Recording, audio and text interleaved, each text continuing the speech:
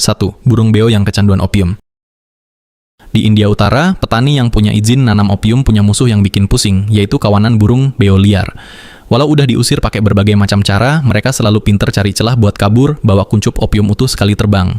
Parahnya lagi, satu ekor beo bisa gigit getah opium sampai 30 hingga 40 kali dalam sehari. Ini udah masuk level kecanduan berat, bukan cuma sekadar iseng nyicip aja. Masalah beneran muncul pas musim panen tiba, dan semua opium diangkut habis dari ladang. Beo-beo yang udah ketagihan ini bakal langsung sakau parah sampai kehilangan koordinasi tubuh. Saking parahnya, banyak dari mereka yang akhirnya ditemukan mati karena jatuh dari pohon atau kesetrum kabel listrik. Siklus tragis ini terus berulang tiap musim tanam baru, seolah nggak ada ujungnya. Petani pun jadi dilema, karena mau ngusir pun harus mikirin kelestarian populasinya. Burung-burung ini seakan udah hafal jam berapa ladang lagi sepi pengawasan, makanya serangannya sering terjadi pas petani lagi lengah. Bahkan, ada beo yang balik lagi berkali-kali walau udah diusir paksa, kayaknya rasa kecanduan sama getahnya ngalahin rasa takut sama manusianya itu sendiri. Sampai sekarang, belum ada solusi jitu buat ngatasin masalah ini.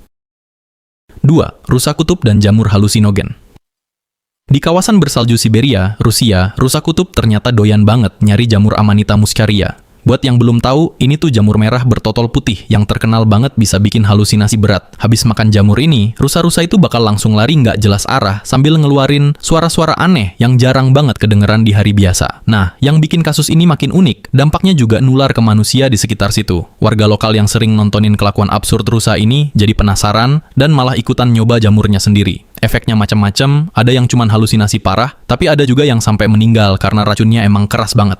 Biar tetap dapat sensasi terbang, tapi risikonya lebih minim, sebagian warga malah nekat minum air kencing rusa yang udah makan jamur tadi. Logikanya sih, racunnya udah tersaring sebagian di dalam tubuh si rusa. Praktik nyeleneh inilah yang melahirkan teori populer soal asal-usul kisah Sinterklas dan rusa terbangnya. Ada anggapan juga kalau warna merah putih dari jamur ini jadi inspirasi kostum khas Sinterklas yang kita kenal sekarang. Walaupun begitu, teori ini masih terus diperdebatkan oleh para ahli budaya dan belum ada bukti pasti. 3. Lumba-lumba dan racun ikan buntal.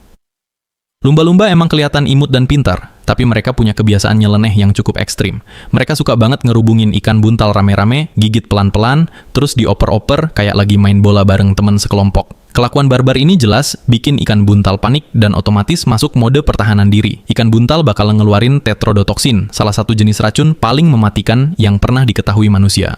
Bayangin aja, satu ekor ikan buntal itu racunnya udah cukup buat ngebunuh sekitar 30 orang dewasa. Tapi yang bikin peneliti takjub, lumba-lumba seolah paham betul batas aman racun yang masih bisa ditoleransi sama tubuh mereka. Dari rekaman ilmiah, lumba-lumba ini sengaja main-mainin ikan buntal selama 20-30 menit sebelum akhirnya dilepas hidup-hidup balik ke laut. Setelah sesi main-main itu, lumba-lumba kelihatan jauh lebih santai, tenang, dan bahkan sampai terpaku natapin pantulan diri mereka sendiri di permukaan air. Para peneliti menyimpulkan kalau kelakuan ini mirip banget sama kondisi euforia atau semacam trip ringan. Sensasi mabuk ini kayaknya sengaja mereka cari-cari cuma buat hiburan aja di sela-sela rutinitas berenang atau berburu ikan sehari-hari. 4. Lemur hitam dan racun sianida. Sehari-hari lemur hitam yang ada di Madagaskar emang cuma makan buah-buahan. Tapi, sesekali mereka pengen nyari sensasi lain yang jauh lebih berbahaya dan menantang. Caranya adalah dengan menggigit kelabang atau kaki seribu secara pelan-pelan sampai serangga itu ngeluarin racun sianida sebagai bentuk pertahanan alaminya. Air liur lemur yang udah bercampur sama racun tadi perlahan diolesin ke seluruh badan mereka. Ternyata, ini ada fungsinya loh, yaitu buat menangkal gigitan nyamuk pembawa penyakit malaria. Dari semua list ini, cuman kasus lemur inilah yang justru bawa manfaat buat kesehatan mereka. Tapi anehnya, lemur-lemur ini nggak berhenti sampai di situ aja. Mereka bakal lanjut ngunyah si kaki seribu berkali-kali, biar efek racunnya makin kuat dan makin berasa. Akhirnya, saking ngefly-nya, lemur-lemur ini cuma bisa tertidur pulas buat mulihin diri dari pengaruh zat beracun tersebut. Yang lebih menarik lagi, kebiasaan aneh ini sering dilakuin secara berkelompok, bukan sendiri-sendiri. Biasanya, beberapa ekor lemur bakal antri dan gantian gigit kaki seribu yang sama sambil nunggu giliran. 5. Lebah madu dan hukuman dari koloni. Nektar bunga yang kepanasan gara-gara cuaca ekstrim ternyata bisa terfermentasi secara alami dan berubah bentuk jadi alkohol murni. Masalahnya, lebah pekerja yang lagi asik ngumpulin nektar ini sering tanpa sadar ikutan mabuk. Efeknya, mereka jadi nggak bisa mengontrol arah terbang, dan koordinasi tubuhnya ikutan berantakan parah. Makanya, kadang-kadang kita bisa nemuin ada lebah yang cuma merangkak pasrah di lantai tanpa bisa terbang sama sekali. Kalau udah begini, konsekuensinya lumayan berat buat si lebah mabuk. Kalau dia nekat maksa balik ke sarang, dia bakal langsung dicegat sama lebah penjaga yang tugasnya jagain ketertiban seluruh koloni. Begitu ketahuan lagi teler, hukumannya super tegas dan nggak main-main loh. Si lebah mabuk bisa diusir secara permanen dari sarang, atau yang lebih parah, disiksa sampai cedera fisik yang berujung fatal. Terdengar kejam Tajam memang, tapi tindakan tegas ini sangat diperlukan biar nektar fermentasi yang telanjur kebawa masuk nggak mengganggu stabilitas koloni.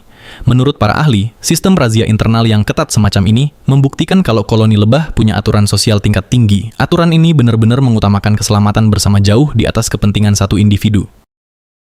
6. Jaguar dan tanaman yage. Siapa sangka kalau predator puncak yang super garang kayak jaguar ternyata juga butuh waktu healing dari rutinitas berburunya di hutan.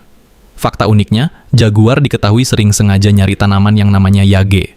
Tanaman ini tuh bahan utama buat bikin ayahuasca, minuman halusinogen yang legendaris banget di kalangan masyarakat adat Amazon. Habis makan tanaman ajaib ini, kelakuan si jaguar langsung berubah drastis jadi super tenang tapi kelihatannya kebingungan. Ini beda jauh banget dari image predator yang garang dan gesit yang selama ini kita bayangin. Momen unik ini bahkan pernah kerekam langsung secara eksklusif sama tim BBC di habitat aslinya loh.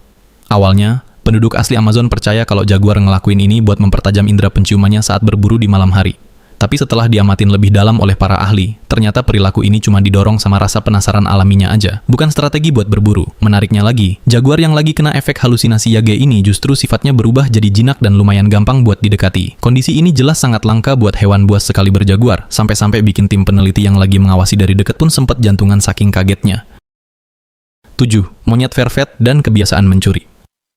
Kalau lagi susah cari buah-buahan yang udah terfermentasi di alam, monyet vervet di kawasan Karibia punya cara alternatif yang cukup meresahkan. Mereka punya hobi nyolong minuman beralkohol milik para turis yang lagi asik liburan. Modusnya pinter banget, mereka bakal sabar nunggu momen yang paling pas buat beraksi. Biasanya, pas turis lagi lengah dan ninggalin minumannya sebentar tanpa pengawasan, monyet ini bakal langsung nyamber minumannya. Nggak tanggung-tanggung, mereka bakal minum sampai habis secepat mungkin sebelum sempat ketahuan atau dicegah sama pemiliknya.